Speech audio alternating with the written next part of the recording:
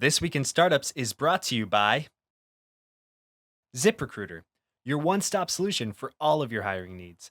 Post a job to 100 plus job sites with one click. Rank candidates, set up interviews, and onboard new employees. Visit ziprecruiter.com/twist to sign up for your free trial. And HostGator, your one-stop shop to getting your business online. Your domain name, website design, and even your marketing. They've got you covered. Have questions? Their team is there 24/7 via chat, phone, and email to help you. Start today for 30% off with coupon code TWiST.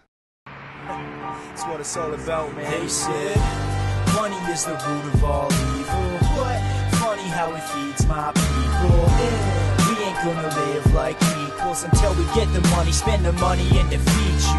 Yeah. Money is the root of all evil. What? Funny how it feeds my people. Yeah. We ain't gonna live like equals until we get the money, spend the money, and defeat you. Hey everybody, welcome to This Week in Startups. I am your host, Jason Calacanis, and we've done this show 565 times. That's a lot of episodes, and the favorite episode of the fans is really when we do the News Roundtable. We have like 2 or 3 different styles of shows we do. We do interviews where I sit down with the leaders in technology and finance and talk about what they're working on. Then we have Ask Jason shows where we do people asking me questions about being an entrepreneur, an angel investor. But the News Roundtables, those are the ones people go crazy for because we cover a lot of topics with the smartest people in the industry. With me today, Ben Parr of the Dominate Fund. He's been on the program many times. I think this is probably your 5th or 6th. Something like that. You're a regular. Why, thank you. We got to get a list of all. Would be a good one. Is a list of all of the people who've been on the News Roundtables and how many appearances. Because it'd be like sort of like Steve Martin or Alec Baldwin battling it out for SNL appearances. You're definitely up there. Is there like a gold lounge that we get after 5 appearances, 10 appearances? Oh, well, Declan was in the Gold Lounge. I guess you must be behind Declan. You're not doing your job if you didn't tell him at the Gold Lounge. Oh, I think he hasn't made it yet. And also with us is Declan McCullough. Ben Parr runs the Dominate Fund now. He's got another fund, I think. I don't know if he's talking about that yet. And he just wrote Captivology, which is doing really well from what I understand. It's been There's awesome. a plug. Hold the book up. Here we go. Everybody go buy the book, Captivology. We'll talk a little bit about that during the show. And, of course, he was, editor-at-large, editor-in-chief of Mashable? Co-editor, and at CNET. Welcome back to the program, Ben Parr. And Declan McCullough, of course, was at CNET, Wired, Time, CBS, etc., and now he's doing Recent App. Did you launch Recent App? We have submitted it to, this is the world's greatest news app, of course, but we Yes. submitted it to the Apple Store last week. It's like a 10-day review process. We'll see how long Apple takes to give us a thumbs up. 10 days. So this month is the answer. Yeah, it takes about 10 days. But then you know what happens is something magical happens if you get like a good star rating and it's been a little bit of time and maybe you've been featured. I think, based on my portfolio companies, that they start to know like, oh, we know who this company is. We know who Uber is or Thumbtack or whatever. And they kind of go a little bit faster. But they don't say they do that. But my portfolio companies report they do. That's once you already have it in the store. You're Yes. talking about updates. Updates, and even if the updates take 10 days to clear, some of the people who are well-known, they seem to go a little bit faster. But Apple claims they don't do that. But my experience with different portfolio companies is that it goes a little bit faster for them. It'd be silly for them not to. I think they should have an expedited review process where if you pay $50, they'll review it that same day. You can jump the line. It makes a lot of sense. And look at Google in the Play Store. I mean, you press a button and like an hour later it shows up. It's great. They don't review it. At Google, right? Well, I mean, if you're in the beta testing process, it doesn't appear instantly. It does take that hour, but I suspect it's an algorithmic review, not an actual one done by humans. Yeah, and the human reviews are incredibly inconsistent at Apple. That's really the challenge. Some things just get right through, and then other things they're like, yeah, you don't have. At one point, one of my companies had an issue where they're like, you don't have the rights to like whatever, and we're like, yeah, that's an in-app web browser.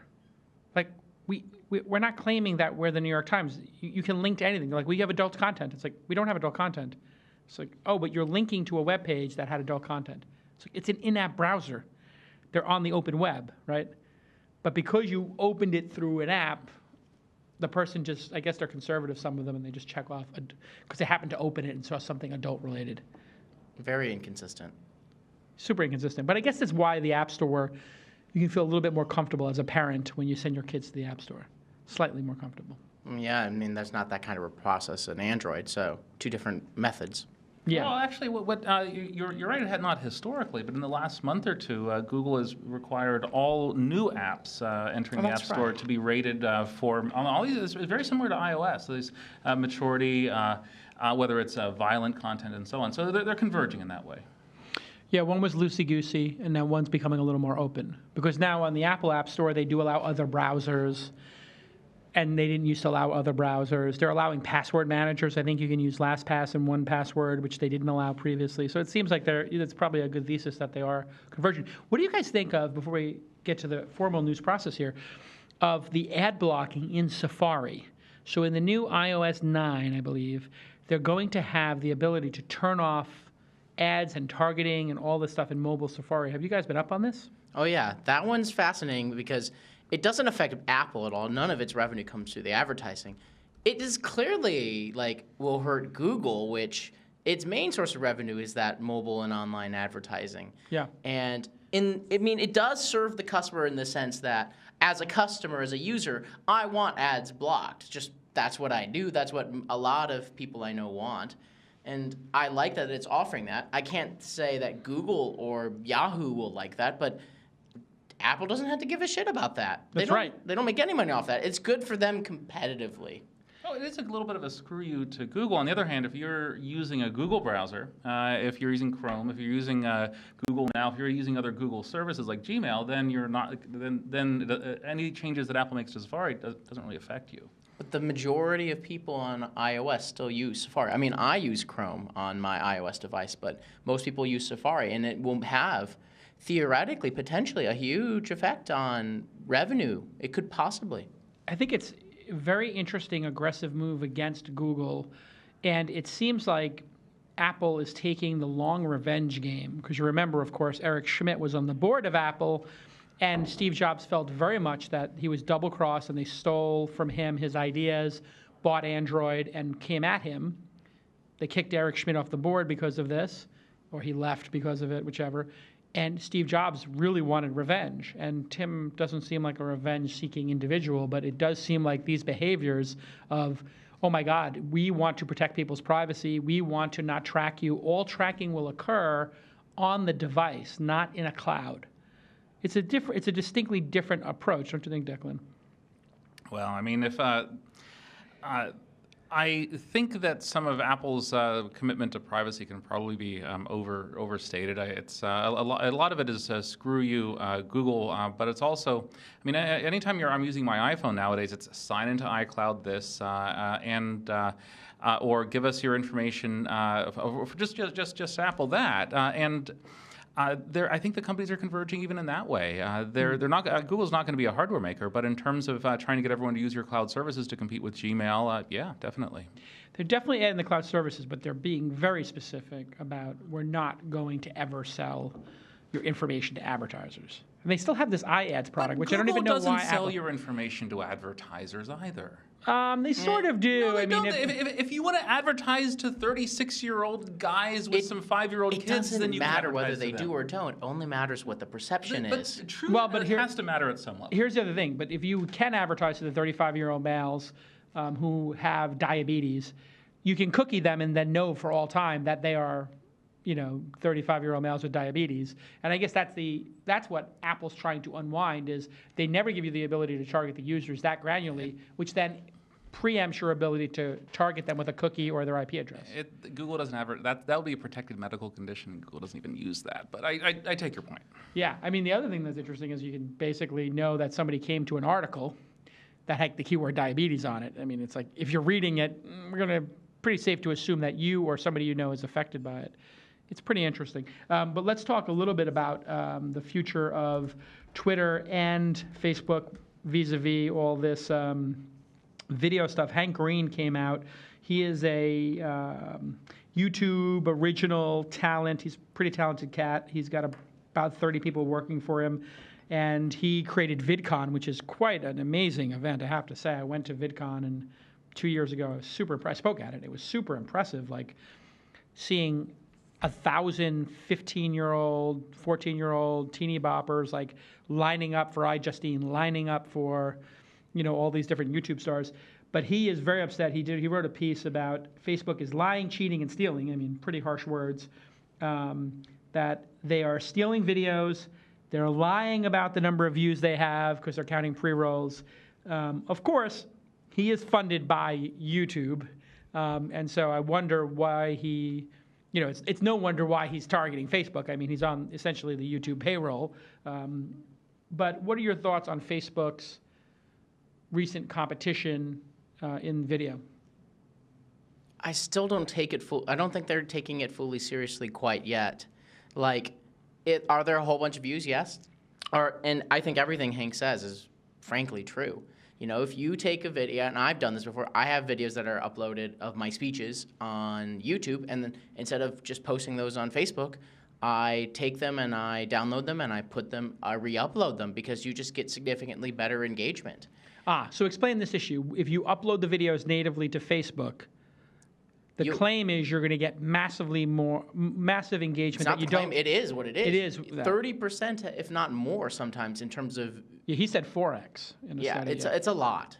It's a big Why is jump. that?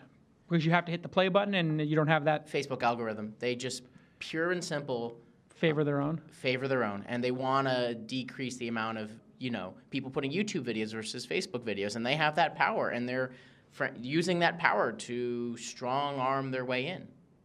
Yeah, so it's an extra step as a video producer, because now my video producers here at This Week in Startups are uploading to our fan page, and I don't know how many minutes we can upload. I think there's a limit. 40. Is it 40 minutes still? 40 minutes. Yeah, so what we basically do is upload the episode, and at the 40-minute mark, we have like a 1 minute, like, hey, if you want to watch the rest of the episode, go to thisweekinstartups.com. But you're right, there's so much massively more viewable, and if you boost the post, you can really get a lot more views. For $10 or $5, you can really juice it up. But they're basically using their EdgeRank algorithm to disincentivize YouTube, which YouTube used against the previous people because you would get better Google rating, better Google search placement, correct? All the big people do it. Everybody does it. Yeah. Yeah, I think they're pushing the boundary of copyright law. I mean, this is Facebook. They're doing. Google's doing more than is required. Maybe after being sued a few times, they're doing more than is required, and Facebook is doing probably less than what's required. So this is the second issue.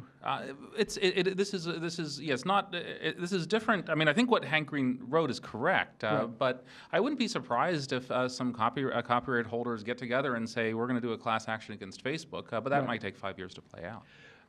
It seems that they recognize they have this issue because somebody did a study and it seemed like 700 of the top, or it was 700 of the top 1,000 videos were not owned by the people who uploaded them. They're just consumers who are like, I really want to put this on my Facebook page, or I guess quasi-marketers, and they were downloading viral videos ripping them off YouTube or wherever, and then putting them up there. But they said they're going to have they have audio match right now, but they're going to have their own content matching system like YouTube's. That was the official word from YouTube this week in response to Hank's article. If they have that, then they're probably going to be in the clear, right? They'll eventually be in the clear on the copyright stuff because they will add that, and they'll add more content creator like benefits / tools. Like none of them, very few leave YouTube because the tools are just better for content creators. They do a lot more, especially over the last few years, for content creators, for analytics, for getting people to watch more of your videos. They're designed for that. Facebook is just not designed for that. Short of launching a separate app and launching a separate site for video, which I would not put past Facebook. In fact, that's kind of a strategy they have. I actually heard that just this past week, that they're going to do their own dedicated Facebook, Yahoo Screen type app. It would make sense. I don't think it's going to get any of the top creators convert, because when you look at YouTube, the strength of it are those creators, are those people who are consistently putting out like SciShow by Hank Green, or putting out the Jenna Marbles, and they have big subscription bases on YouTube, so it's hard to leave for Facebook, but Facebook does have a much larger number of users and engagement. When we get back from commercial break, will Facebook fund original content like YouTube has and Netflix does and Yahoo has? and also what the heck is going on over at Twitter when we get back from this commercial break. And let me just take a moment to tell you about ZipRecruiter, which makes enterprise-level recruiting affordable for the underdog and small businesses. Yes, you can post to over 100 job sites with a single click and instantly match to candidates from 4 million resumes. It's used by over 400,000 businesses already, and they rank candidates for you and set up interviews. But what's really interesting that people may not know about is they actually help you with offer letters and onboarding, doing the digital signatures when people accept, and all HR communications and payroll, all that mundane HR enterprise level stuff that was super expensive. They have made that affordable and included it in their product and services. There's no placement fees, and pricing is based on how many jobs you post. We've used it here at launch and got very high quality candidates, including for our designer job, and they're great at ranking and managing the candidates. Super painless, easy to use. Visit ZipRecruiter.com/twist, and you will get a 4-day free trial. Go to ZipRecruiter.com/twist. It's an amazing product, and it's doing really well. Thank you for supporting This Week in Startups. Okay, you think Facebook's going to start funding original content? I mean, we've seen Yahoo do it. We've seen YouTube do it. It's not really in their DNA, but is it conceivable? What do you guys think? My guess is yes, even if it's a small effort just to see what happens. They've got the audience. They've got a way to prioritize their content. And in Facebook's, I mean, I think they're pushing the boundaries of the law and probably exceeding them. But in Facebook's defense, it's nice to have content hosted locally. I mean, this is what they're doing with news articles. If they can optimize it through their CDN, it's fast and benefits users. But of course, they can put their thumb on the scale in terms of ranking it. Yeah, and the ranking seems to be super critical. If they want to, they could make people into essentially YouTube stars. They could greatly increase the reach of a YouTube star, couldn't they? So that's part of the reason why I disagree. I don't think there's a chance in hell they'll start funding content creators, even though I think they should. And the reason is that they don't want to set that precedent because because they're not just for video content, but all forms of content, you think about everything from like the news piece, the news program thing that they just recently launched. Right. You know, they're happy to do revenue shares, but they're not going to pay to poach content creators because they're Facebook. You have to come to us. We are the world's largest distribution network. We are the gods of content. Right. But you have to admit, the idea that they would actually split revenue on their platform as opposed to extracting value from content creators, which is what they've done for a decade, that is new to them. This is the first time they've said they'll share revenue. And I don't know if they've cut any checks yet, but they announced the revenue split, 45-55, copying YouTube's, and they announced the revenue split with newspapers and magazines, but they haven't started that yet. They're doing it very slowly and deliberately, and from what I've been told, they're doing it in a very slow process. They have quietly done it, but at very small scales. Would you do it with? If you were running Mashable right now, would you actually do it? Nice and close to the microphone, yeah. Would you embrace it at Mashable if you were running? You test it for sure. Yeah. Whether you'd stick with it matters based on the numbers, but you'd absolutely try it. Again, Facebook is the king of the platform, is the king of distribution. Would you want, though, to be so integrated into their ecosystem and lose that domain traffic as opposed to getting people to click and come to your site? No, you wouldn't, but do you really have a choice? Right. So you would do it knowing that you might be sealing your own fate? You would test it and see, and if it gets too bad, you would pull out and you'd suffer the consequences. The answer is Facebook controls the game, you don't. Right. This feels like a Sons of Anarchy episode or something. I don't know if you guys watch that show, but it feels like you're making like this really hard decision that is going to blow back and just crush you. What do you think, Declan, if you were running a news organization, if you were at CNET again, and they came down to you, Jim Lanzone said, hey, should we do this or not? What would you say?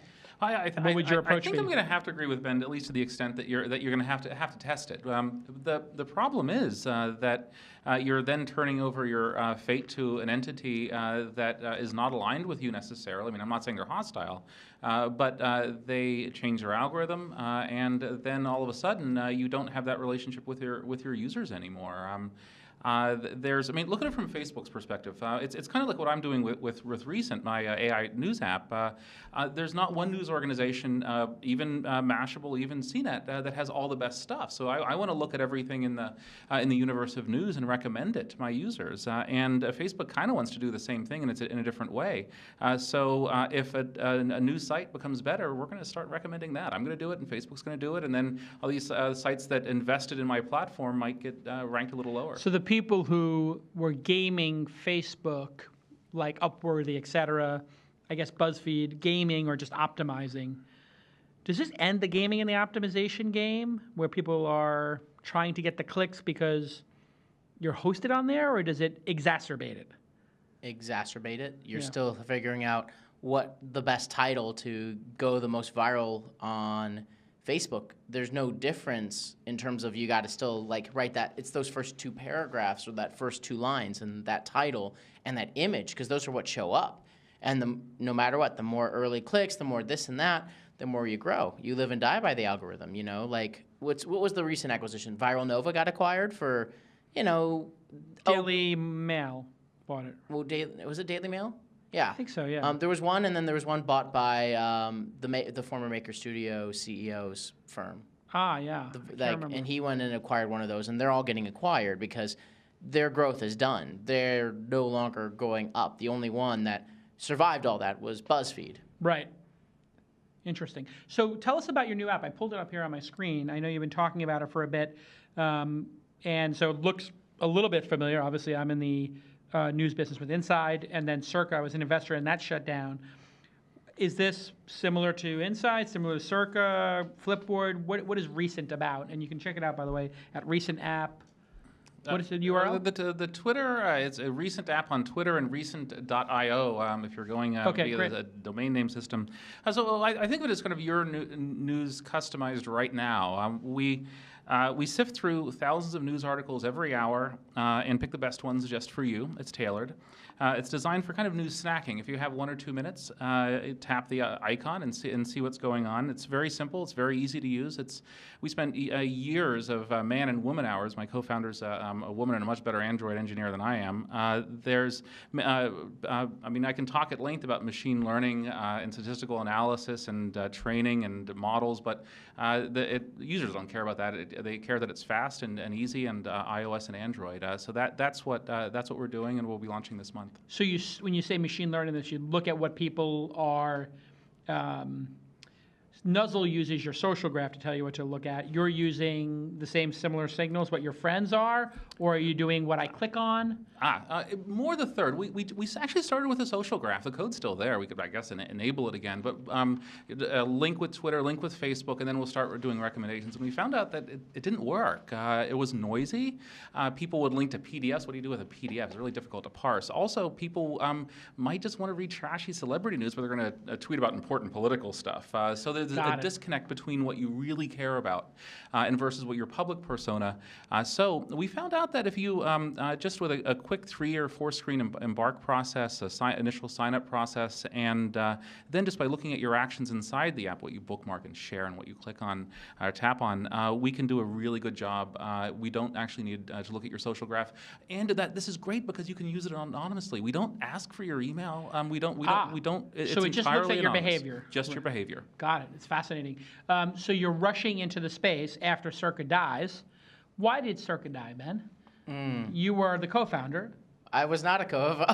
No, what were you? You were involved. I know. I was not. I look like the other Ben, Mr. Ben Huh. Ben Huh from it's Ben Cheeseburger. Huh. Okay. No, right. you are not. You are Ben Huh is my doppelganger, and vice versa. For some reason, I thought that you were the one who was involved. So Ben Huh from Cheeseburger.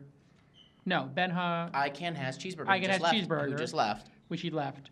He was the co-founder. Right? Yes. Okay. And did you invest in it or no? No. So the honest truth is that I love Matt. Matt Galligan is a fantastic founder, human being. Yeah. But I was always bearish on Circa from the very beginning, and I was open about that. And it's because when it comes to meeting content, I wrote a little bit about this on my personal blog, just random ranting. It's in the end, you have to build something that you have to put out a product as a media person that people actually want. As you're exactly saying, people want to share that important political piece, but they actually want to read celebrity gossip, or they actually want to read like their favorite site or something like that. Putting the little bullet points, it wasn't a thing that people wanted, and they showed they didn't really want the summary of the news. It wasn't a thing that was entertainment, as you've said before. It wasn't interesting and entertaining. It didn't have a voice. All those things kind of played a factor in its unfortunate demise, and I didn't so, as an investor, I come from the media world and I have that perspective, but I don't invest in pure media companies. And Circle was more a pure media company by hiring editors in that, because that just doesn't scale. Right. Well, it seems to be scaling for BuzzFeed, though. BuzzFeed. So here's the thing. As those have voice. I mean, those have mega voice. I mean, they do. But I still would not invest in a BuzzFeed in the early days. I won't invest in any of those, because if you think about, for example, Mashable is 9 and something years old, right?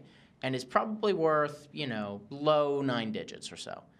And that's after 9 years. Uber, 5 years, $50 billion. As an investor, I have to look at what's going to be the smarter, better investment in terms of scalability and all that. That's why my thesis goes around platforms and finding platform companies. I mean, look at look at Circa. They had a beautiful app. I posted on my personal blog what I thought was a very nice and complimentary piece. But at the same time, is one news organization enough to give users everything they want? Is it one size fits all? Where's my customization? It didn't have it. And Prismatic, I really like their technology, but I think they lost focus on users. Didn't have an Android app until late last year. They're open sourcing every stuff on their blog. I mean, come on, if you're Google, spend the engineer time required to open source stuff. Otherwise, if you're a small startup, you should be focusing on users and mobile first, not the web. Does it concern you as a news person, Declan, as a journalist, spent a lot of years, very serious journalist, in fact, that in order to compete now, you really have to go for the entertaining, salacious. I mean, it's always been that way to a certain extent, but it seems to have permeated all aspects of news. If it's not entertaining, if it's not optimized for clicks, it's just not going to make it. There's, as a former journalist, I mean, I believe that journalists should not be summarizing news. They should be writing the articles, and the algorithm should be reading millions of articles and then finding the best ones for you. And that's the approach that I took. We actually, I'm probably opening the kimono a bit too much to my co-founder, be cranky, but we actually do quality scores for journalism, and so that's part of our algorithm, our ranking algorithm, and. We have a hot news tab, and so you can see all of you can even filter just by the stuff that's trending if you want, but you can also just look at your recommended tab and see stuff that's going to go through that quality algorithm as well. Our goal is to provide traffic to news organizations, but we're going to pick the best articles. J rank, journalist rank? You heard it here first. What do you think the impact is of Twitter? We'll get into Twitter. Having a news tab. I saw this. I don't have it in my app. Do you have it in your app yet? Not yet. Okay, so they're testing it probably with some small group of people, but they put news as the center button, it looks like. This is a big statement, is it not? It is, but I think they're approaching it the wrong way. I mean, I guess I'm competing with them in some small way, or in the same space. No, in a major way. I mean, you're kind to say that. Yeah. But the partners they have, it's CBS News, my former employer, and a few other really major sites. I mean, they have good journalists, but I don't think they have a monopoly on interesting news. I mean, I'll index blogs that have news sources as well. I'll read. My app Recent is going to read everything and find the best stuff for you. It's not going to just, here's some CBS News headlines. It's going to be personalized. So they've basically said they're going to have a small cohort of news organizations in there. Yeah, why small? How they're doing it? That's at least in the rollout. It's supposed to be CBS News and a few others. I would think they would do it based off the trending topics and information like that. I would think they would do it off the verified, because they have a team that verifies journalists. So what you've been verified. It's interesting because the verified random things happen, like when they had the FIFA World Cup. I would tweet about FIFA and suddenly it'd be in that top tab and I get 2,000 retweets because I'm a journalist who's verified. Right. So it's a very interesting technique. If you're verified, I'm verified as well. I think because I'm a journalist or a pain in the ass. Declan, you're of Likewise. course. I'm super pain in the ass. Journalist as well. The pain in the asses. But they basically took every pain in the ass and they gave them the blue check. which means they know who's a journalist in that system. I don't know if when they verify people, if they said journalist. So they can just say anything a journalist shares. They definitely do in the back end. Absolutely. Why not? Yeah. I mean, these are people who are at least not trolls or spam bots. But after working on these algorithms for a while, you need to do more than just that, because you're going to have some verified journalists who are going to be tweeting about their pet cats. So you have to be a bit more smart about what you do. So probably verified news organizations would be the way I'll approach it, and verified bloggers. But I think their way is wrong, but maybe they'll expand it. I think it's a major shot across the bow of all news apps for them to basically say, you know what, we're going to make this front and center.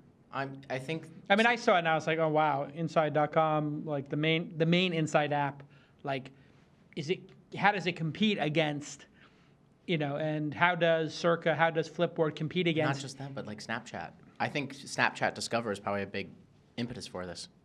It feels like and then Facebook hosting the articles, it feels like, oh wow, these social networks, users already like to consume news there. So then if you don't have to leave the app and you're getting your news there, it's just really difficult. What do you think of Flipboard's chances? I mean, it just seems to be getting super crowded. When we get back, let's talk some more about the problems at Twitter. And let me stop for a moment and thank our friends at HostGator. They've really done a great job for us. We have tremendous issues as an organization, doing podcasts, hundreds of them, 4 a year, in fact. And they really came to our rescue and helped us hosting This Week in Startups. And the new website is up, and it is gorgeous. HostGator I just had a call with the founder, and boy, are they crushing it. It's a one-stop shop for your online business, and it's super quick to set up your site via their website. One-click WordPress installs, drag-and-drop builders, easily set up your custom email addresses, and they do SEO, PPC, and all those kind of services for you in-house, and they guide you through everything step by step. It's very clearly explained with screenshots and all that kind of stuff, and it's super reliable and affordable. That's one of the great things. 24-hour, 365-day-a-year support by chat, phone, email, whatever you want to do, and they're going to respond within 2 hours. It's guaranteed. And as you grow, you can seamlessly transfer from their $4 a month shared hosting account to VPS and dedicated servers, etc. The first 100 TWiST listeners to sign up using the promo code TWiST25 will receive 1 year of HostGator Hatchling package for only $25. That's TWiST25. And that includes tons of disk space, unmetered bandwidth, MySQL databases, multiple custom email accounts, etc. Don't worry if you aren't one of the first. You can still save 30% on any package using the promo code TWiST. So try TWiST25 first, and then if you don't get in, use TWiST. Thanks again to HostGator. They've really helped us get the new website up and running and all of our RSS and enclosures working. Just a great team over there. Really high-quality stuff. They've got a great reputation. So thanks, HostGator. Okay. We're all Twitter addicts here. We wake up, Twitter first or email first? Which one do you open? Email, then my news app, Recent, and then probably Twitter's third. Okay. Depends on the day. But some days it's Twitter first. Some days it's Twitter first. Yes. More likely Twitter first to go through the news. Right. You want to know what's happening in the world. You go to Twitter. Okay. So Twitter had this earnings call, and they said, don't buy the stock. There's no growth anywhere in the future. We've got huge issues. Jack is running the place, but he's also running Square. What do you guys, and the stock has been absolutely pummeled. What are your thoughts on Twitter? Does Jack want to be CEO, do you think? So I know a lot about what's been going on, but I'll leave some of that out. But basically, yes, Jack wants to be CEO. He does. But the question Why doesn't he say that? But he can't. Why not? You can't talk about that stuff right now. They're going through all that. The big question is whether or not he wants to do that instead of running Square. Because he cannot do both, and he should not do both. No man should do both. Elon Musk does, and Steve Jobs did, I guess, with Pixar. But those are superhumans. I mean, of course, Jack is no Elon Musk? Jack could certainly see himself as a superhuman and may very well be a superhuman, and some would argue is a superhuman. But in general, running two companies is not, especially two public companies, is not always the most effective method for long-term success. We've only had it happen really once. Elon Musk. I mean, No, we've had it happen twice. Steve Jobs wasn't really running Pixar. Fair He's going up like once every week or so. I was talking to one of the Pixar founders who really does not like Steve Jobs, and he was like, he gets all this credit. He was barely there. He like barely showed up. And that's what would happen most of the time. Like, Elon has this odd split, but it's also kind of because his DNA is 100%. Like, the DNA of both companies are almost entirely his. Twitter's not the same because of its history, because of the three founders, because Jack is not the majority owner and sole founder and guiding vision, sole guiding vision, I should say. And I wouldn't say he's the juggernaut that Elon Musk is, to be honest. I mean, I know both men. I mean, I can tell you he's not, but... So I'm still a fan of Jack's, but I just don't think he's Elon Musk. So the Twitter debate was always internal or external candidate, right? You know, and it seems very likely it's an internal candidate, and then it really just comes down to, is it Adam Bain or Jack Dorsey? Who would you pick, and how would you pick? Give me the pros and cons. Walk me through it in your, like, as you're thinking. What are you thinking right now? Adam Bain is great because of this. Jack Dorsey is great because of this. For specifics. All right. Jack is great because he is a founder, and there is a level of authority a founder has that no other person can bring to the table. And to make sweeping changes. Adam Bain is great because he is well liked and motivates the entire team, all of Twitter, very strongly, and has a good grasp of how to deal with Wall Street, which is one of the key things the next CEO has to do well. But Jack has a liability in that he can be abrasive, as some founders can be, and has turned some people off. But the bigger issue is he's trying to run two companies. That's the biggest one. And Jack's relationship with Wall Street would be? It's a good question. Strained?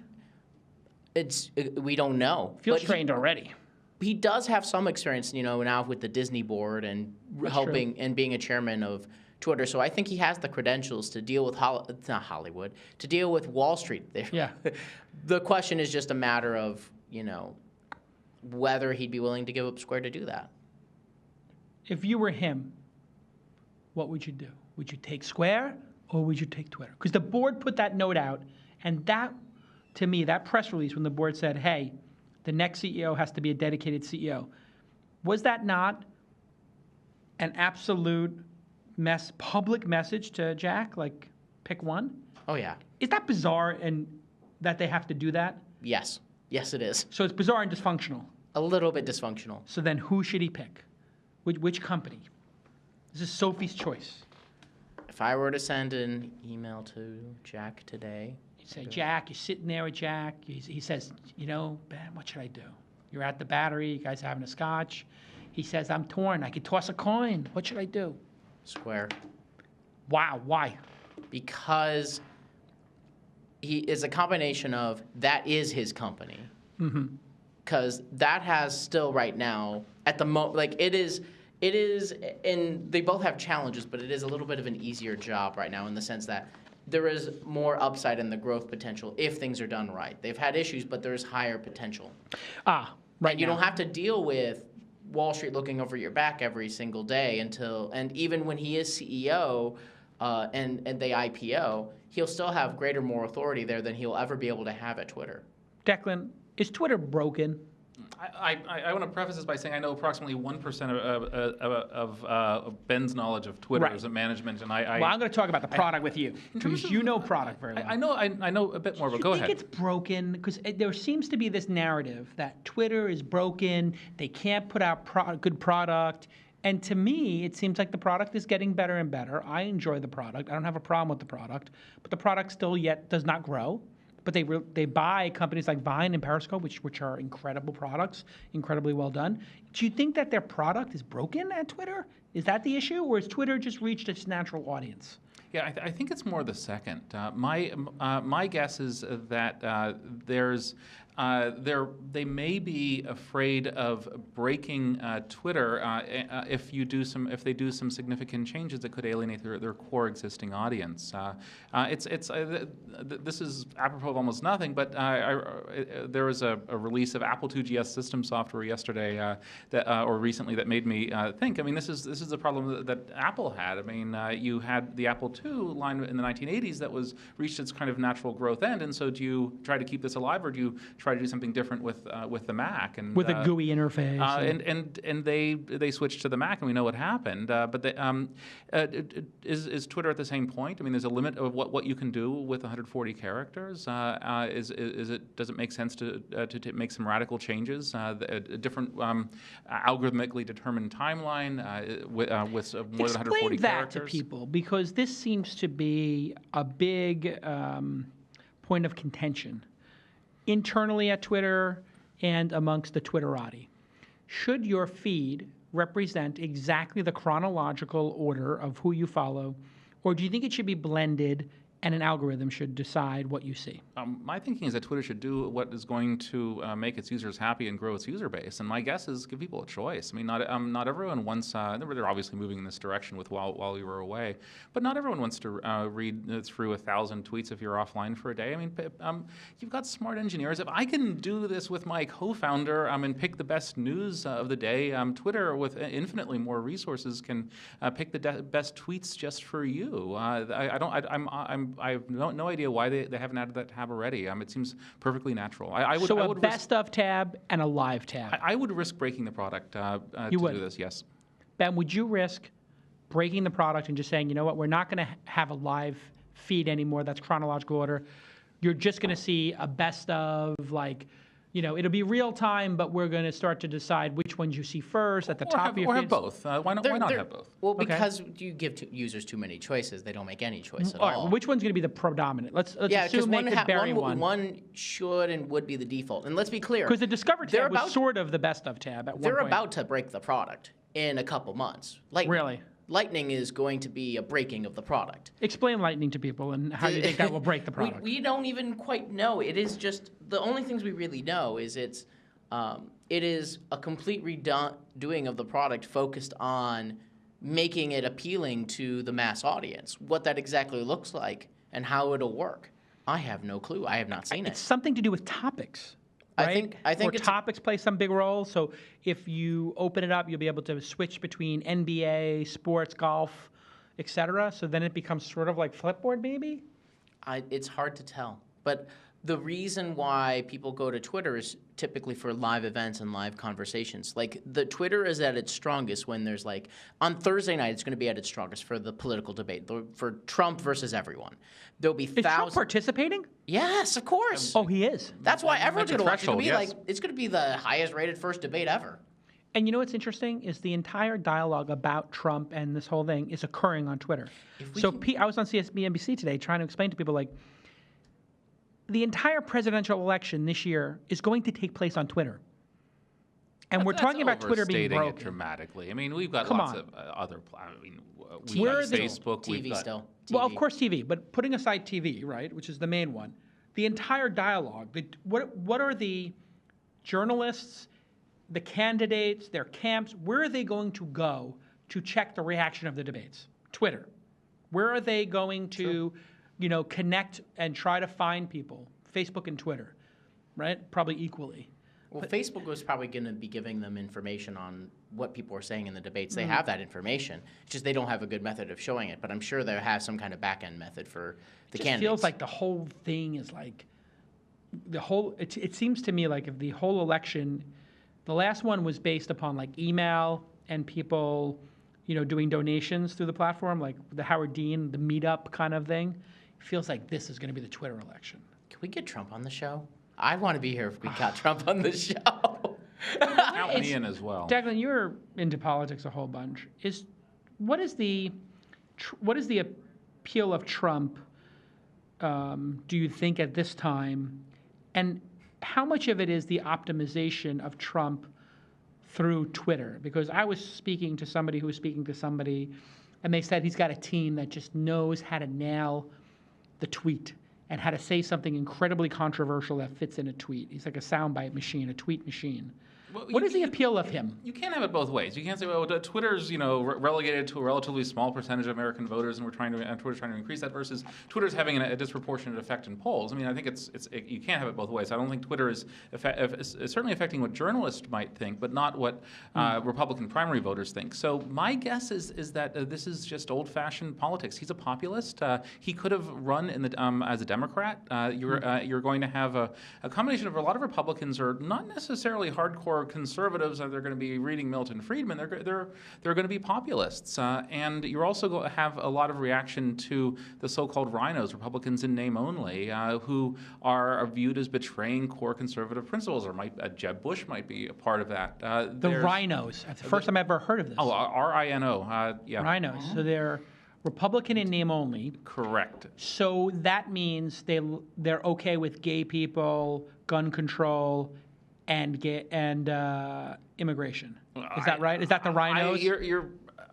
I don't think that would be. I think it's mostly economic issues. Oh, really? So they might be okay with universal health care? Well, it's like I mean, although there are lots of taxes wrapped up in Obamacare, I think it's mostly selling out on things like on taxes. You just can't fit them in one group, though. The thing about it is that everyone has a different idea of what a rhino is. Tea Partiers have a vastly different opinion of who is betraying conservative principles than the leadership and the mainstream or the libertarians. There's so many different wider groups right now in fractures within the Republican Party. That is a better way to put it than I mean, let me expand on that and say there may be a third of Republicans are economic populists, and maybe a quarter are libertarians, and maybe the rest will just vote whichever way the party leadership wants them to. Who knows? But the question is whether Trump is maxed out at maybe he'll max out at 30%. Well, so the thing about Trump is that Trump doesn't sound or feel like a candidate, and that's what people like right now, because regardless of whether you abhor some of his statements, he's not acting like what a close, clean-cut, being very careful, will lie to you candidate. So, like, whatever Trump says is what Trump is actually meaning. And that's refreshing in a world where all these candidates on both sides don't actually mean what they say. They say what they need to in order to get elected. You wouldn't be talking. Don't talk about Hillary that way. That's really not nice. Well, I mean, Hillary was anti-gay marriage. I mean, as was the current president. Obama was. He was period. anti, yeah. But then his internal person flipped on him and said, Obama said he's to get elected. This is what his internal people said. And he said it long before the gay marriage office, that Obama specifically said he was for gay union but not gay marriage or whatever, but that he didn't actually feel that way, and he confided in his team that we're going to do this to get elected, and then we're going to change it from the inside. Yep.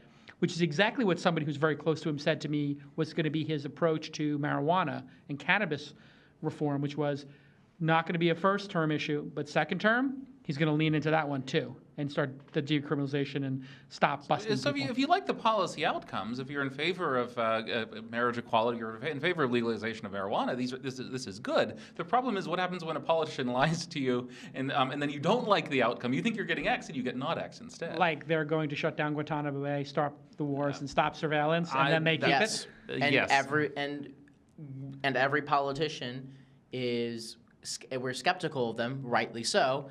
Trump does not sound like that, so regardless of how much you hate the things he says, I understand the appeal and believe he will last longer than people think he will, despite Nobody his thought lunacy. he was going to make it to this point. I mean, let's be honest.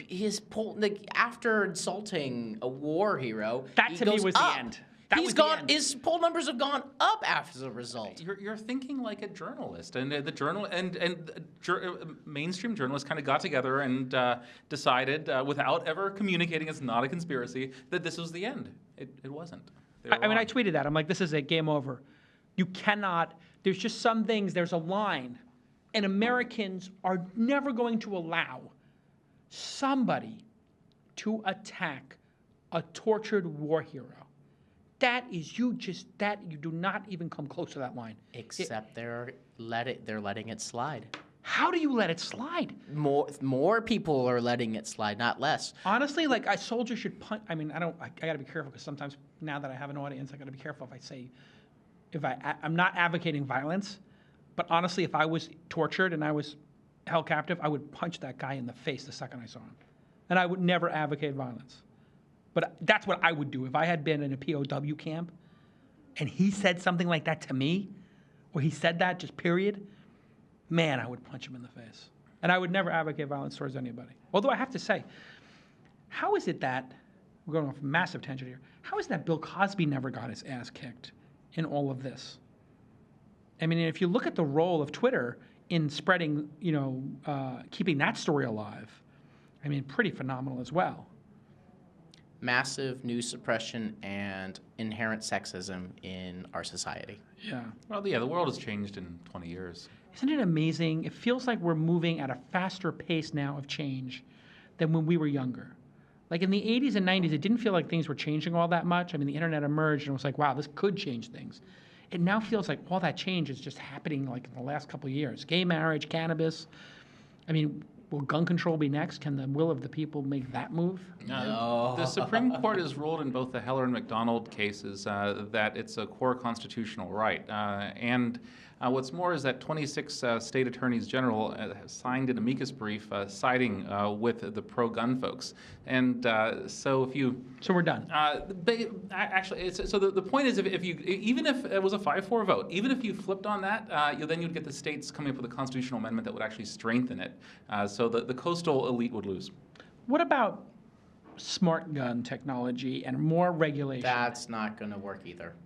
What do you mean by not going to work? It's not going to get through the politics, and that's already been tried, and the NRA is a very powerful lobby. Look, there are certain issues where the clear trend is towards one way or the other. Gay marriage and cannabis are clearly towards legalization. But immigration. Yeah. But look at, for example, abortion, which has been an issue for 4 decades, and really in the polls has not changed all that much in terms of for and against, pro-life versus pro-choice. Gun control pretty much falls in that same area, and the gun violence we've seen in the last few years doesn't change people's opinion on it. I don't see it changing in the next decade or two. People are comfortable with other people who, without criminal backgrounds, owning guns, and that trend is increasing. It's as you said, like gay marriage. What about smart gun technology, Declan? You seem to think that there might be some opportunity there. What do you think about every gun, opt-in or not, having GPS or fingerprint? There seems to be a couple of ideas here that could actually help. Once I tend to be libertarian on this point. Once police use this and they've tested for 10 years, then let's start thinking about saying that this is something that citizens should be required to buy. Because this is what I think the New Jersey law says. Once smart gun technology is available, start phasing out non-smart guns. And the problem is, as a programmer, I understand that technology is fallible, and I don't know if I want to trust the pulling a trigger to an algorithm. Because we did see recently, or the not pulling of the trigger to an algorithm. I mean, if the police officer actually has to use it and the fingerprint doesn't work and the perp kills the cop, that's the end of fingerprint recognition on guns. Or if one or two companies control that large market and a lot of those guns are connected in some way, control. Like, that is an actual real potential issue. You could turn off all the guns for one segment of the population if you so chose. This is a thing that the NRA definitely will not and continues to not stand for, despite some of the benefits that could happen with smart guns. But we have to actually think through the consequences. There are real consequences to some of those things, especially if you have connected devices. No remote kill switches. Or maybe you want remote kill switches. That's well, if you're going to take over an entire country, I mean, if this feels like Star Wars when they turn off all the droids or something, where it's like, yeah, we could just turn off all the stormtroopers or the droids and take over the planet or whatever. But as we've seen with the body cams, this is leading to a huge dialogue. There's a company, Yardon, we had them on the program. They actually would let other police officers know when a gun was removed from the holster and when it fired and where it was fired. So this is not impeding it's the standard Glock. They just put a little accelerometer in it and a Bluetooth connection, so you know that it's the gun is facing up or facing down. We actually had them at the event. Those technologies seem like a no-brainer. Exactly. Well, much like police body cams. I mean, they're working for us. When they're on duty, we should be able to follow what happens, even if it's a time lag. Okay, let's keep the train moving here.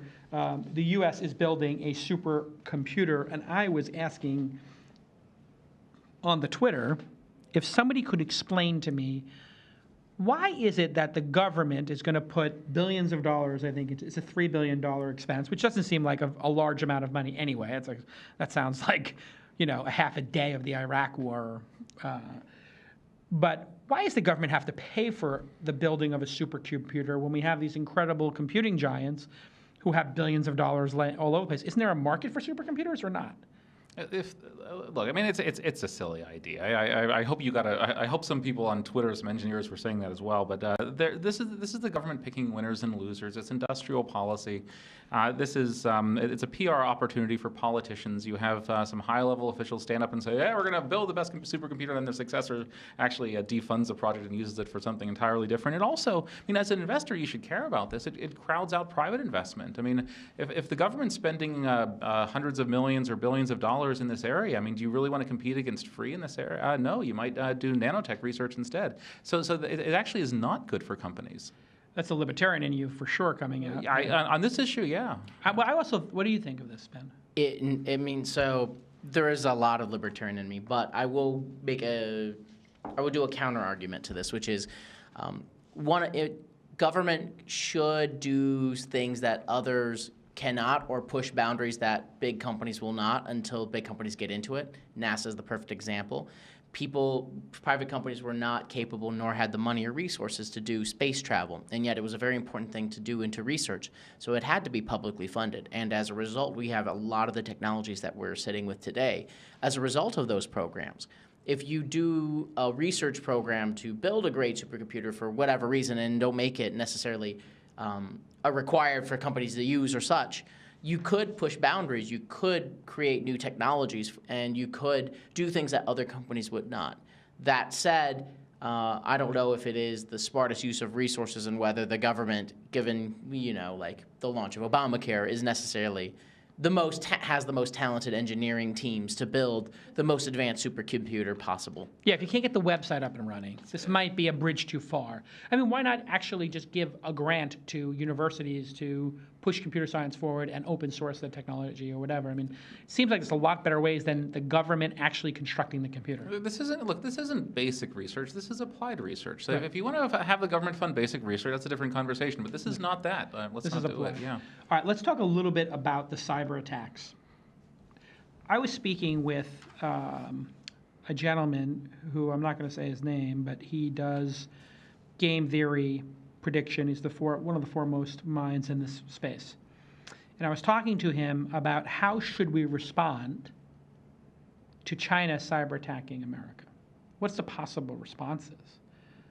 What are your thoughts on what would be and I'll get to some of his ideas, but what are your thoughts on how should America, the country, the government of our country, respond to Google being hacked, to other corporate espionage for Cisco, et cetera?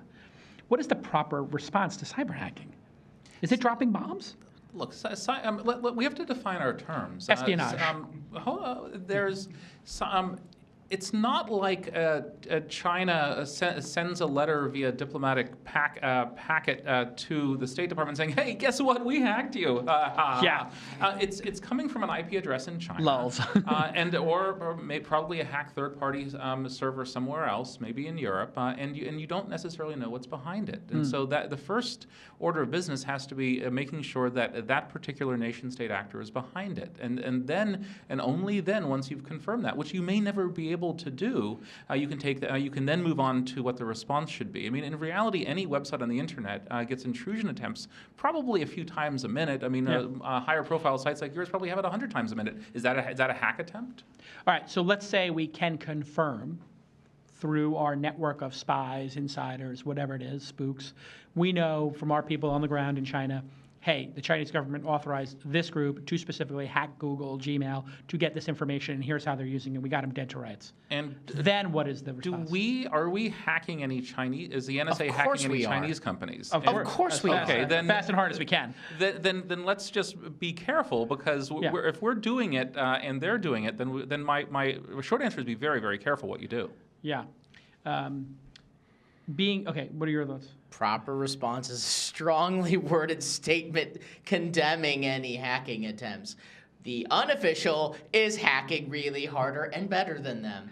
There is. So you turn over the letter they sent that we hacked you, LOL, and then you just write, we're hacking you too, LOLs too. It's the stalemate game. Yeah. The thing is, both countries need each other right now, for trade, for policy, for diplomacy, for lots of different things. And so you can't like throw tons of sanctions on them because they can hurt you right back and vice versa.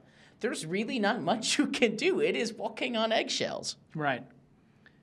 When I talked to this individual, I was asking him, like, what could you do? And he was like, well, there's an awful lot of corruption over there.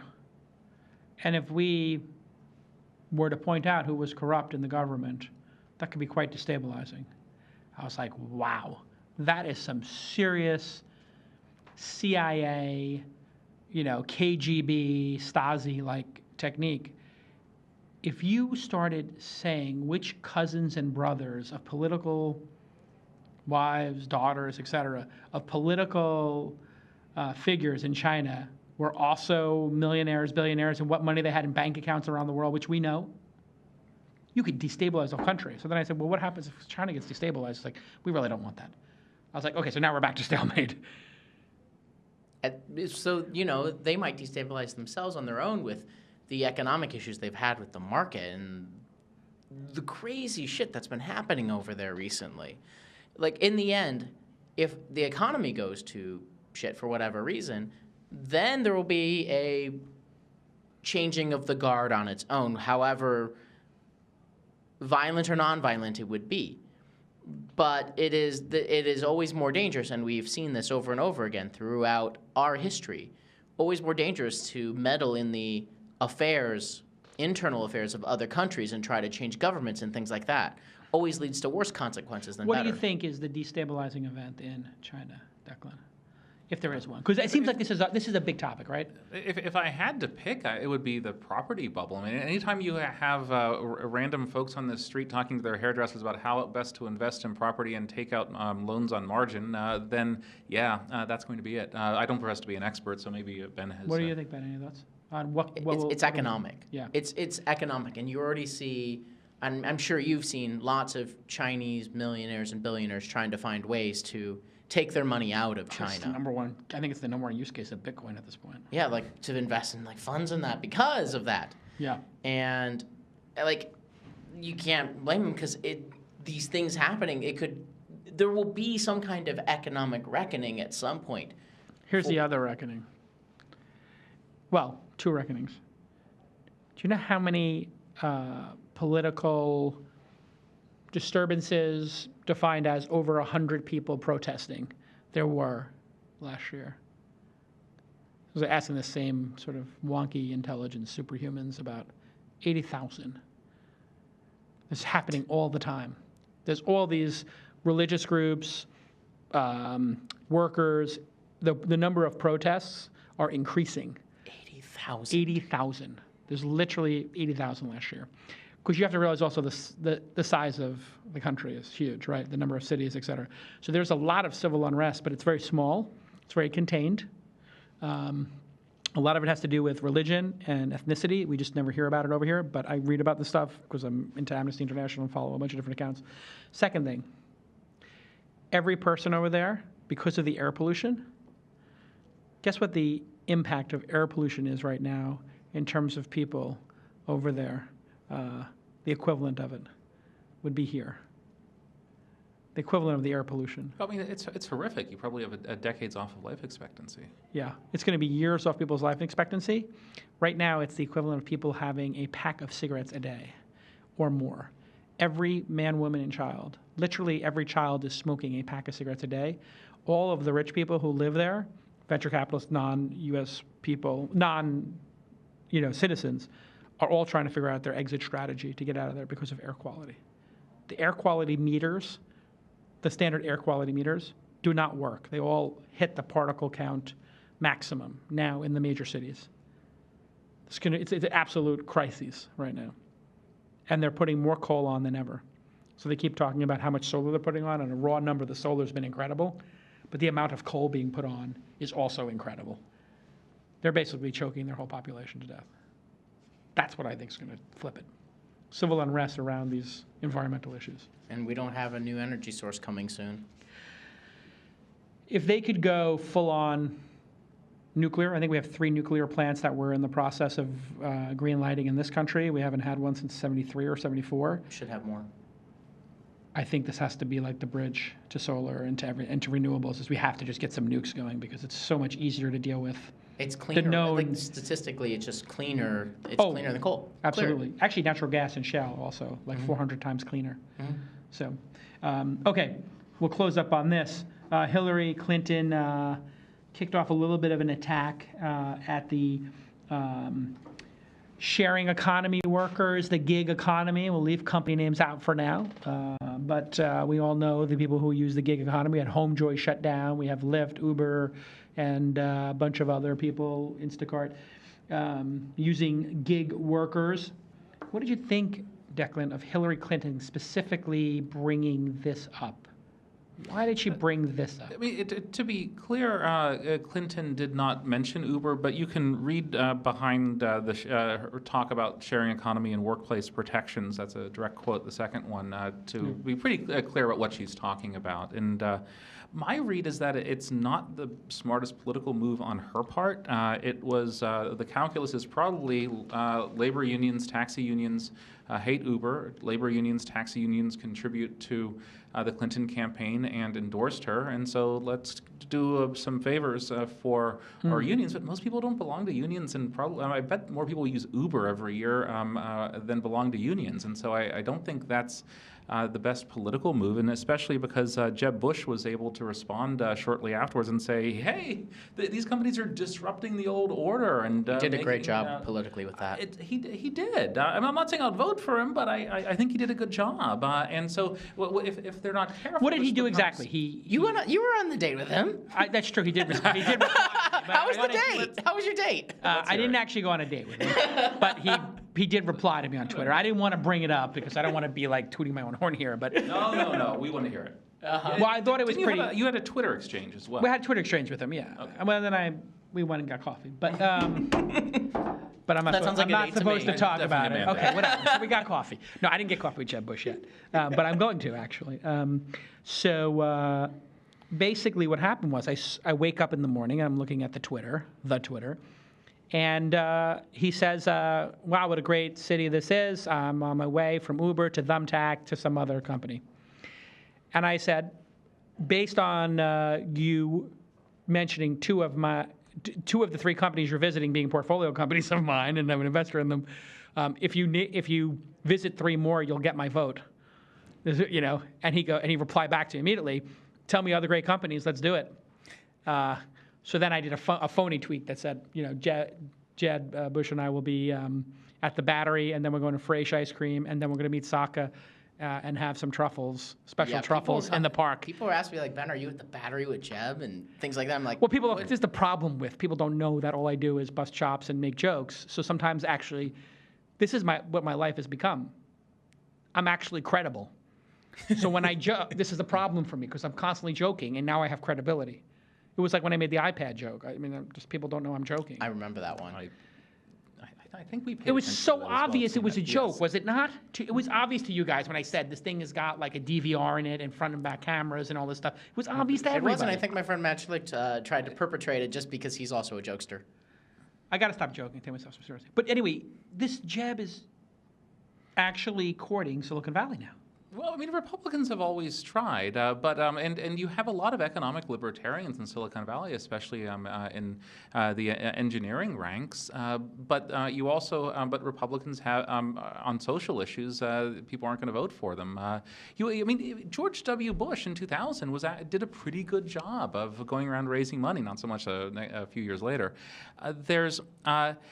So if they can be champions of the sharing economy, and this is I mean, these are matchmaking companies that are bringing together people, part-time workers, full-time workers. They wouldn't be able to make this money otherwise. If Republicans can do that and paint Democrats as old guard 19th century union in the pockets of unions, I think this works for them. It does feel like the Democrats are becoming protectionists and socialists. Look at the New York mayor.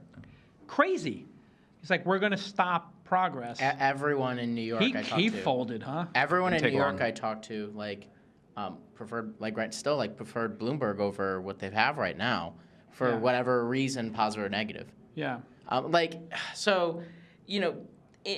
Republicans, Democrats, there's these kind of very defined buckets of like what your policy are for and against. In Silicon Valley, there's, we don't fit very well in those buckets, There's a lot more economic conservatism or libertarianism in Silicon Valley than other places. You see that with you don't see unions very often in Silicon Valley and that kind of thing. On the other hand, the social... We've already got free lunch and breakfast. Right. I mean, it's kind of ridiculous.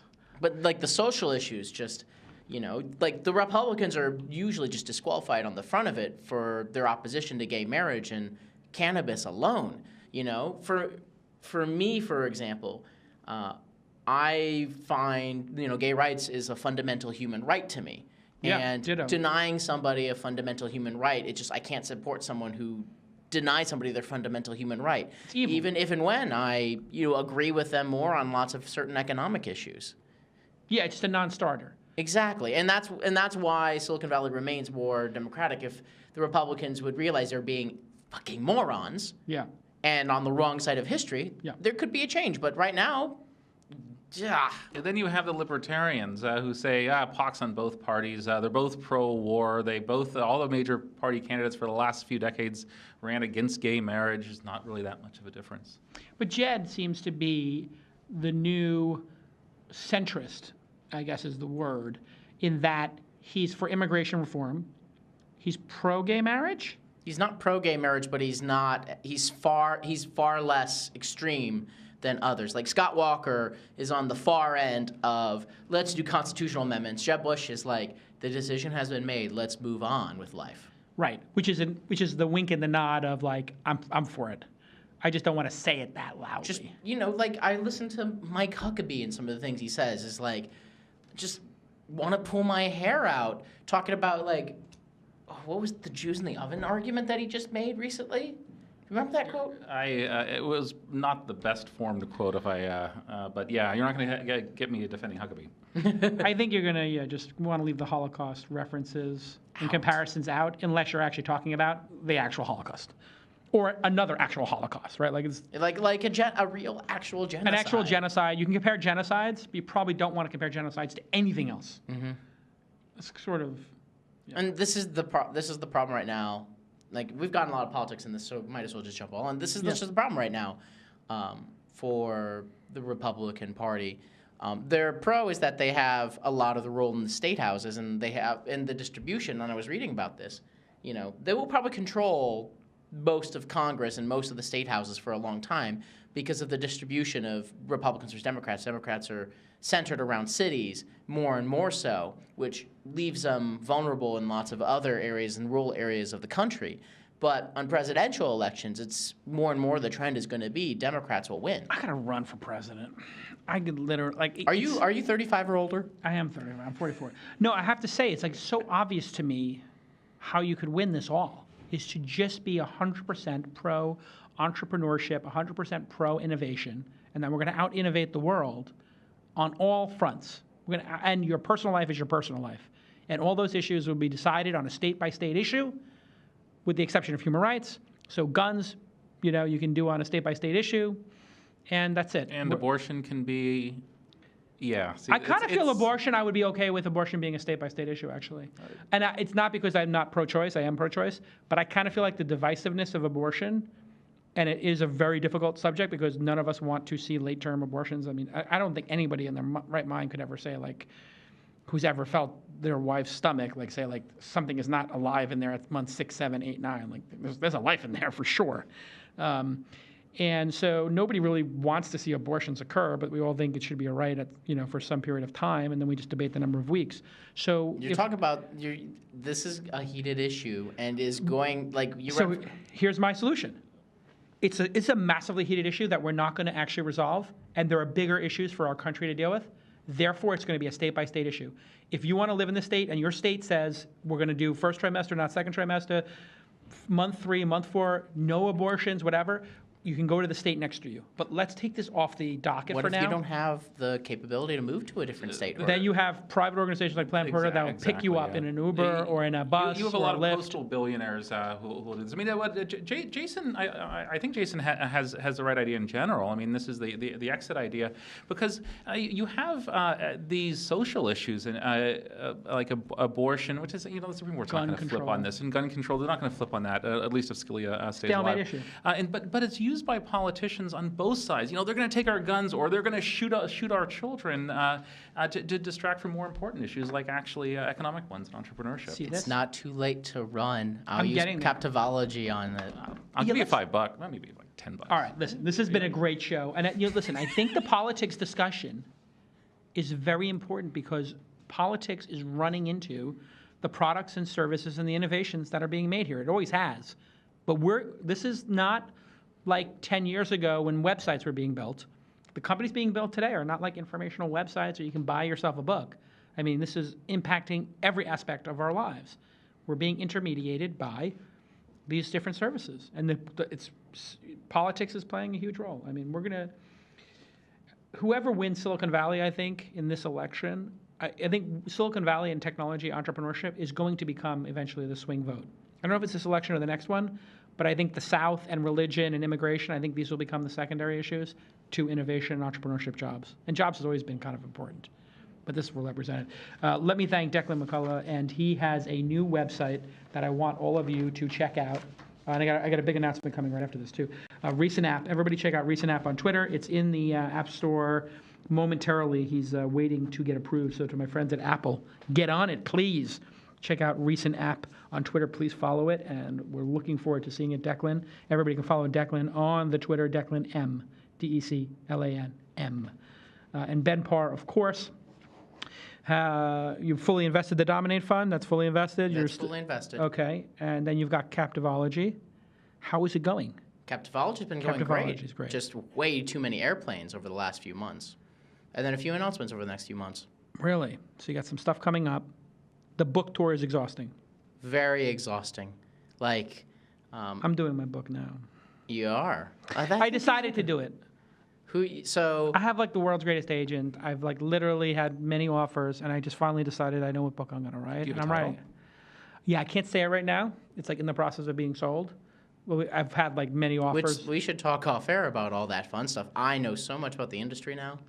I'm going to need to get a little bit on it. I mean, the thing is, I always feel like you have to have something you want to say. Like Captivology, you had something you wanted to say. What was that thing you wanted to say in the book? I wanted something to teach. I wanted to teach people how attention works in the modern world and why it's important and why it's not a bad thing to court attention for the right causes. Right. The right ideas. Right. Viral gets a bad name. So viral gets a bad name, but when you do go viral for something like ALS, that's a great thing. Or that racist woman who we caught making that inappropriate joke and we ruined her life. Justine Landed. Double-edged sword. We absolutely needed to ruin her life. There was a lot of that. I'm joking. Yeah. Oh, God. There's a lot. So, like, I'm being but more completely. here's I mean, if it's not clear. the real message. Here's the real message, though, that attention is the fundamental currency of the modern economy, and no matter what, like, we live in a world where it's harder than ever to get attention, and for the right cause of the right ideas. So you need to understand how it works at a scientific and fundamental level if you want to compete. Period. And Cecil the Lion, that dentist. It's too late to go there. Too late in the show. People. I mean, it is pretty fascinating, like how big game hunting has been going on forever, and then like just one story it dials in, and it takes off. I mean, it's really what Captivology is about, right? But I mean, why did that one? And why now? Others have gone off, but on smaller scale, and then this one was just bigger scale because it just made us look bad. Americans look just terrible. It's a good name for a big cat, Cecil. It feels like you know a Cecil. Like Cecil seems like the guy who makes the best ribs in town. And Cecil's apparently was a celebrity. That's it. They killed it. But the key is apparently, I never heard of Cecil. I'll take a lot of the people who are so outraged. He's more huge in seriously Japan. If they ever Huge in Japan. posted one tweet or blog post lauding Cecil before last week. It's the size of Zimbabwe. Let me tell you something. Cecil, huge in Germany, specifically Berlin. Huge. Japan, huge. I don't believe a word you're saying. I don't believe a word you're saying. No, but and now this dentist is going to be extradited, and it seems like we have a treaty with this country specifically to extradite for this kind of stuff. This guy is going to get killed.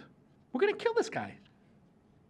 Somebody's going to kill this guy. There is a mentally ill person who will kill this person. There was a lot of negotiation going on right now. Behind the scenes. Oh, what, to just make him... Whether he will be extradited, whether he'll be tried here, tons of that going on right now. Yeah, and then we'll forget and get on to the next thing we'll be outraged about. Yep. We're kind of ready there. Are we there already? Has the cycle? Very close, within a day or two. Until we actually hear from him and somebody corners him on a street corner with a camera, we're not done. I mean, we need to hear That is from true. him. We want closure. We want some level. I write about that. I am not defending Really? poaching, but I want to say I don't know what actually happened. I want to know the facts of the case. I want to know more about what actually happened before I'm going to say let's lynch this The guy. lion was on a preserve where you're not allowed to kill him. That's why he's a celebrity. We They have not tied heard his meat. side of the story. Okay. They tied a bunch of dead meat or whatever, animals, to a Jeep or something, I'm guessing a Land Rover, and they drive it around the reserve to lure him out of the reserve where they can shoot him. That's it. And Donald Trump's kids do this stuff too. Yeah, there was that picture. And then Donald's like, my sons, and this is like the brilliance of his media communication. My sons like to hunt. I'm a big proponent of the Second Amendment. People should be allowed to have guns. I don't. I play golf. I love golf. He's just so brilliant in that he never apologizes, and he always just keeps talking through the issue. They're very good. They're good shots at it. They're excellent marksmen. That's what he said. They're excellent marksmen. Me, I prefer golf. And then he's on to the next thing. Never apologize. That's the lesson we're learning. All right. Thank you so much, Declan and Ben. And let me just take a quick moment to let everybody know that I have it here somewhere. Where is it? Where's the Smart Camp thing? Smart Camp plug. Okay. Very quickly. Launch Festival has been growing. Everybody knows last year 13,000 people registered. A bunch of my friends from IBM came. They had a great experience. They said, Jason, this is phenomenal. Do you know we have all these offices around the world? Would you like to get more international companies, startups, to come to the Launch Festival? I said, yes, that would be wonderful. I would love to have more people from around the world. Listen, we get probably, 15% of the audience is from outside the U.S., but we want to get more startups here. They said, we have something called Smart Camp. Can we partner with you on it? I said, sure. SmartCamp 2015/TWiST, SmartCamp 2015/TWiST, SmartCamp2015.com/TWiST. Go there, and you can sign up for any of these 30 cities, be in a local competition. And if you win the local competition, you go. The top 10 people who win the local competitions are going to come to the Scale Conference. They're going to have lunch with me and 3 or 4 other of my friends who are angel investors, and Ben will probably be there. Then we'll do a little coaching. We'll hear about your startup, and you'll come back for the Launch Festival. You'll get a table at the Launch Festival. You get the VIP passes for the Launch Festival. Your team will come out. It's going to be amazing. And then 3 of them from around the world will get on stage at the Launch Festival, the most prestigious launch event in the world, the largest in the world, where companies like Dropbox, Mint, PowerSet, Fitbit, Yammer have also launched. So you're going to get 3 of you are going to wind up on stage.